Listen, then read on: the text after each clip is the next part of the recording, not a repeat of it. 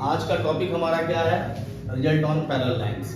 ठीक है, क्लास 8 में पढ़े होंगे, आपको याद होगा शायद, देख लीजिए फिर से रिकॉल कर देते हैं। क्लास 9 में ऐसी भी है। मान लेते हैं कि AB और CD हमारा दो पैरेलल लाइन है, ठीक है, और एक ये T हमारा ट्रांसवर्सल है। ट्रांसवर्सल से वो पता है, एक ऐसा लाइन जो दो या दो से अधिक पैरेलल लाइन को काटता हुआ पास करे उसको बोलते हैं ट्रांसवर्सल। अगर सिर्फ एक लाइन को कोई लाइन काटता है ना तो ये ट्रांसवर्सल नहीं कहलाएगा। बट अगर दो पैरेलल लाइन है या तीन पैरेलल लाइन है और अगर तीनों को अगर एक लाइन काट रहा है तो जो लाइन काट रहा है वो कहलाएगा क्या? ट्रांसवर्सल। तो ट्रांसवर्सल जो हमारा T है वो AB लाइन को M पर इंटरसेक्ट कर रहा है और CD लाइन को N पर इंटरसेक्ट कर रहा है, लिख दिया आपने। ठीक है, इस सिचुएशन में हमारे पास 8 एंगल बना। एंगल की नेमिंग भी कर दिए हैं, angle 1, angle 2, angle 3, angle 4, angle 5, angle 6, angle 7, angle 8।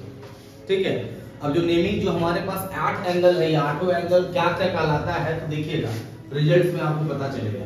पहला वर्टिकली अपोजिट एंगल जो आप लोग पढ़ चुके हैं, आमने सामने का एंगल इक्वल होता है, उसको बोलते हैं क्या? Vertically opposite angle. तो vertically opposite angles are equal पहला में होगा, यानी 1 इक्वल टू 3 होगा सर, 2 इक्वल टू 4 होगा, 5 इक्वल टू 7 होगा, 6 इक्वल टू 8 होगा। क्लियर है? दूसरा होता है अल्टरनेट इंटीरियर एंगल्स। अल्टरनेट का मतलब होता है दायां का बायां, ठीक है, आमने का सामने, अल्टरनेट्स को बोलते हैं। और इंटीरियर का मतलब होता है अंदर का एंगल। अंदर का एंगल देखा जाएगा, अंदर का एंगल 4 ठो है, एंगल 3, एंगल 4, एंगल 6 और 5, 4 एंगल है। अब अल्टरनेट इंटीरियर एंगल्स जो होते हैं वो इक्वल होते हैं, तो क्या क्या हो जाएगा? तो एंगल 3, एंगल 5 दोनों इक्वल हो जाएगा, एंगल 4, एंगल 6 दोनों क्या हो जाएगा? इक्वल हो जाएगा। तीसरा होता है alternate exterior angles.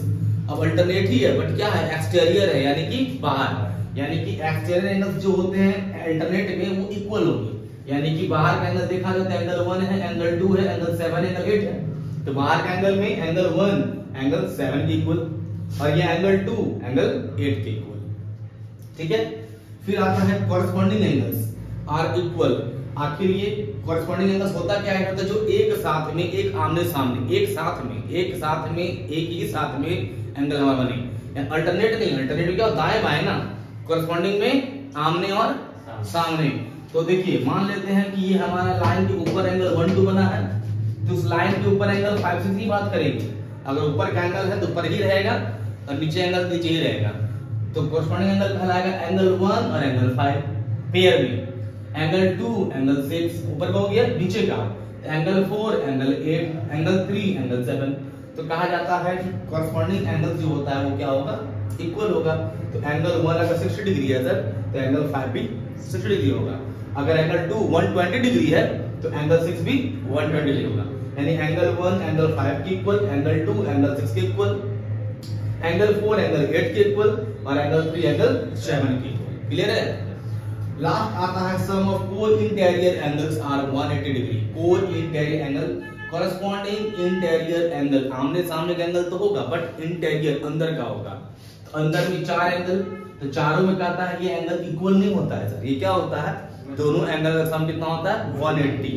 Corresponding interior को को शॉर्टकट में को बोलते हैं, ठीक है, यानी एंगल 4 एंगल 5 का वैल्यू कितना होगा? दोनों का सम 180। एंगल 3 और प्लस एंगल 6 का वैल्यू कितना होगा?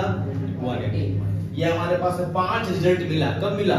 जब हमारे पास दो पैरेलल लाइन है और एक ट्रांसवर्सल है। जितने भी क्वेश्चन को सॉल्व करेंगे ना हम बस यही सब मिलेंगे सॉल्व करेंगे। क्लियर है?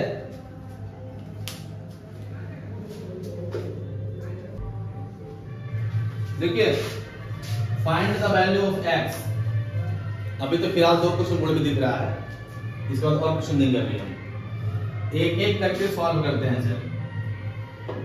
पहला नंबर में ध्यान दीजिएगा, x का वैल्यू फाइंड करना है। आपके पास एंगल 2 दिया हुआ है, क्या क्या? एक ये एंगल, एक ये एंगल। ये दोनों एंगल क्या कहेंगे? ये दोनों एंगल को क्या कहेंगे? देखो ये दो पैरेलल लाइन है, ध्यान दो, ये ट्रांसवर्सल है, ये एंगल और ये एंगल दोनों क्या कहलाएगा? बहुत बढ़िया, यानी कि ये दोनों एंगल हमारा क्या है? कॉरेस्पॉन्डिंग एंगल्स है। क्या है? कॉरेस्पॉन्डिंग एंगल्स क्या होता है? एक दूसरे का इक्वल होता है ना। चलो बहुत बढ़िया, इसका मतलब दोनों एंगल को कर देंगे इक्वल। यहाँ लिख देंगे सिंस corresponding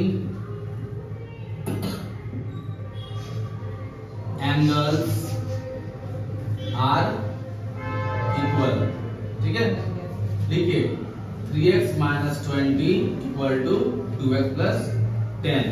वैल्यू फाइंड क्या करना है, x का ना, निकालो x का वैल्यू 3x minus 2x, ये जगह क्या हो जाएगा प्लस 20, कितना बना x equal to 40, 30 ले पगला ये होता है आंसर, ठीक है। 1 नंबर हो गया। चलिए 2 नंबर देखते हैं सॉल्यूशन जी, दूसरा का। देखिए साफ साफ यहाँ पर दिया हुआ है, देखो ये साइन जो है ना, ये साइन दिखाता है कि एक दूसरे का पैरेलल है।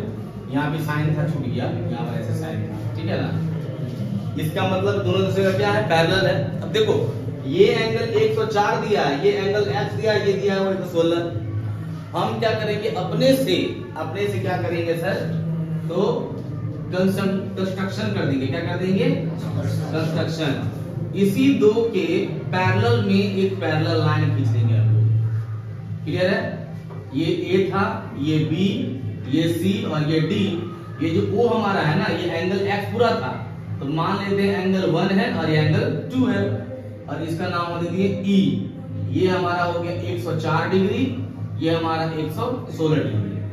जो x का वैल्यू फाइंड करना है सर, वो x ये दोनों बराबर हो गया ना, यानी x equal to angle 1 plus angle 2 हो गया यहाँ पर, क्लियर है। x इक्वल टू क्या हो गया, एंगल 1 प्लस एंगल 2।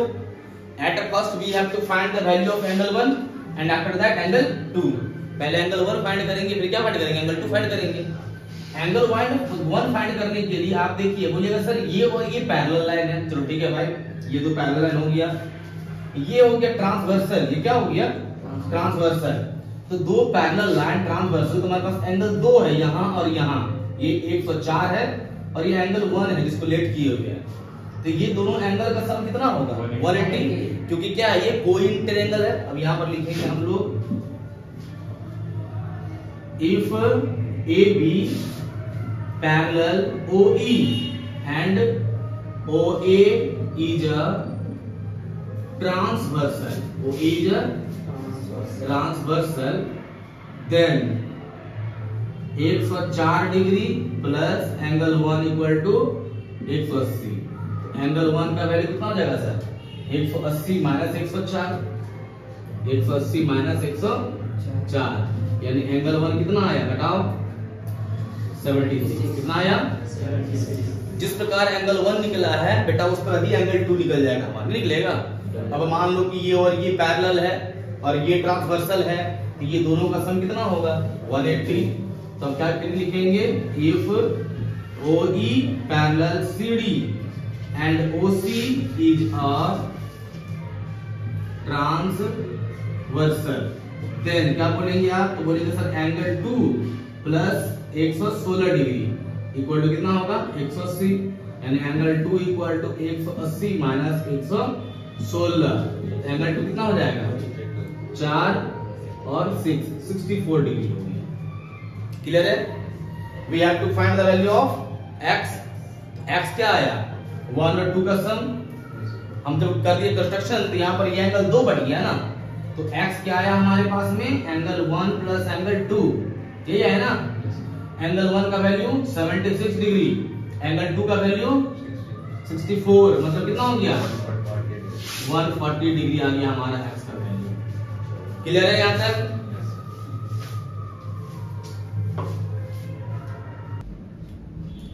देखिए 3 नंबर में दो एंगल दिया हुआ है सर, ये एंगल 60 PQC, ठीक है, और 25 DQR। x फाइंड करना है, मतलब QRS फाइंड करना है, क्लियर है, समझे बात को, ये फाइंड करना है ये, ठीक है। अब यहाँ पर क्या है, ये लाइन और ये लाइन दोनों पैरेलल है, दोनों क्या है पैरेलल, ठीक है। अगर हम इसको ऊपर की ओर खींचेंगे तो ये ऐसे जाएगा और नीचे लाएंगे इसको तो ऐसे जाएगा, मतलब ये दूसरे के पैरेलल में, क्लियर है। क्वेश्चन दिया हुआ है, ये तीनों पैरेलल है 1 2 3 और ये लाइन पैरेलल, ये दिया हमको फाइंड ये करना है। देखो सबसे पहले क्या, देखो यहां पर अगर ये 60 है सर तो ये कितना होगा 120। क्यों? क्योंकि ये हमारे रे हुआ, स्ट्रेट लाइन हुआ, यहाँ एक रे खड़ा है, ये 60 तो ये कितना 120 है ना, दोनों का सम होता है नहीं होता है। तो आप यहाँ पर क्या लिखेंगे, हम यहाँ पर लिखेंगे कि a ray QP stands on line क्या CD। इसका मतलब कि angle PQD plus 60 degree equal to क्या हो जाएगा 180। किससे? लीनियर पेयर से। कोई दिक्कत? Angle PQD equal to 180 degree minus 60 degree, angle PQD equal to 120 degree आ गया सर। ठीक है, ध्यान दीजिएगा जरा सा हम क्या बोलना चाह रहे हैं। ये 120 हुआ है सर, ये पूरा एंगल 120 प्लस 25 होगा। मान लो ये लाइन दो पैरेलल है, ध्यान देना, ये दो लाइन क्या है और ये ट्रांसवर्सल है, ये क्या है ट्रांसवर्सल। तो पहला एंगल मिला यहां से लेके यहां तक, इस लाइन तक। देखो पहला एंगल यहां से लेके यहां तक, इस लाइन तक। इसी का अल्टरनेट इंटीरियर में यहां से लेके यहां तक, मतलब कि यहां से लेके यहां तक। बात समझे? जब ये दो लाइन पैरेलल होगा सर और ये ट्रांसवर्सल होगा तो पूरा यहां से यहां तक का जो एंगल होगा वो और ये एक्स दोनों क्या होगा इक्वल होगा। मतलब हमको PQR एंगल चाहिए। क्या चाहिए? एंगल तो PQR किसके बराबर हो जाएगा? तो ये जितना आया यानी कि PQD और प्लस ये 25 यानी कि RQD यानी कि 120 डिग्री और प्लस 25 यानी 145 डिग्री, यानी ये पूरा 145 आ गया सर यहां तक। ठीक है, अब लिखेंगे यहां पर कि if PQ parallel to SR, ठीक है, and QR is a transversal, QR is a transversal, then क्या बोलेंगे? Angle PQR equal to angle QRS। कैसे? तो अल्टरनेट इंटीरियर एंगल्स। क्लियर है? क्या बोले सो? ये एंगल यहां से यहां जितना होगा सर वो और ये दोनों क्या होगा इक्वल होगा। किससे? अल्टरनेट इंटीरियर एंगल से। PQR कितना आ चुका है 145 इक्वल टू QRS कितना है X। ये रेट निकालना था हमको। Hence the value of X is 145 degree answer. ठीक है,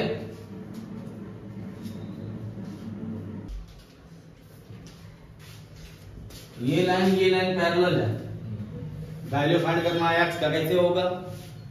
हम यहाँ पर एक कंस्ट्रक्शन कर देंगे सर, ये दोनों के पैरेलल में एक पैरेलल लाइन खींच दिया, ठीक है, जिसका नाम दे दीजिए P और Q। क्लियर है? We draw PQ parallel to AB and CD through किसे E से होते हुए हम एक PQ लाइन को पैरेलल खींच दिए। जैसे ही पैरेलल खींचे तो हमारा ये और ये दोनों बन गया हमारा क्या को इंटीरियर। ये और ये भी तो पैरेलल होगा क्या? If AB parallel PE and BE is a transversal, then क्या बोलेंगे बताओ? 120 डिग्री प्लस मान लो ये एंगल 1 है, एंगल 1, ठीक है, नेमिंग कर सकता है। एंगल 1 नेमिंग करो तो लिखना पड़ेगा PEB, तुम्हारा मन। अगर नेमिंग 1 2 3 करते हैं तो आप लोग शॉर्टकट पड़ता है, नहीं तो यहां पर 1 नहीं नेमिंग करते, क्या लिखते हैं? Angle PEB, angle PEB equal to 180। Angle PEB equal to 180 minus 120, तो एंगल PEB कितना हो जाएगा 60 डिग्री। क्लियर है? जैसा इधर 60 आया वैसे इधर भी आएगा हमारा। कब? जब ये और ये पैरेलल होगा। If CD parallel PQ and CE is a transversal, then बताओ 100 डिग्री प्लस एंगल क्या बोलेंगे QEC equal to 180। Angle QEC equal to 180 degree minus 100 degree. Angle QEC equal to क्या हो गया बच्चा? 80 डिग्री। अब बताओ जरा ध्यान से, ये निकला हमारा 60 डिग्री, क्लियर है? ये निकला हमारा 80 डिग्री। बेटा अगर ये हमारा एक स्ट्रेट लाइन होगा तो स्ट्रेट लाइन में 3 रे खड़ा दिख रहा है, 3 एंगल बन रहा है, 1 एंगल 2 एंगल 3 एंगल। ये तीनों का सम कितना होगा? 180। तीनों में 2 मालूम है, तीसरा निकल जाएगा ना। PEQ is a straight line, then angle PEB plus x को क्या बोलेंगे? एंगल क्या नाम दिया हुआ? BEC ना। BEC plus angle QEC equal to 180 degree. PEB 60 हो गया, ये x हो गया और प्लस क्या हो गया 80 इक्वल टू 180। 60 और 80 जोड़ेंगे कितना हो जाएगा? 140, यानी x प्लस हो गया 140 इक्वल टू कितना? 180, यानी x equal to 180 minus 140। x का वैल्यू कितना आ गया? 140, ओनली 40। कितना हो गया वैल्यू? 40 डिग्री। आंसर हो गया ना? कोई दिक्कत है? इसी तरह से x के वैल्यू को हम लोग फाइंड करेंगे, ठीक है? अगले क्लास में हम बताएंगे प्रूविंग क्वेश्चन। वैल्यू फाइंड करने आप देखिएगा, क्वेश्चन जितना बनाइएगा, दिक्कत होगा पूछिएगा।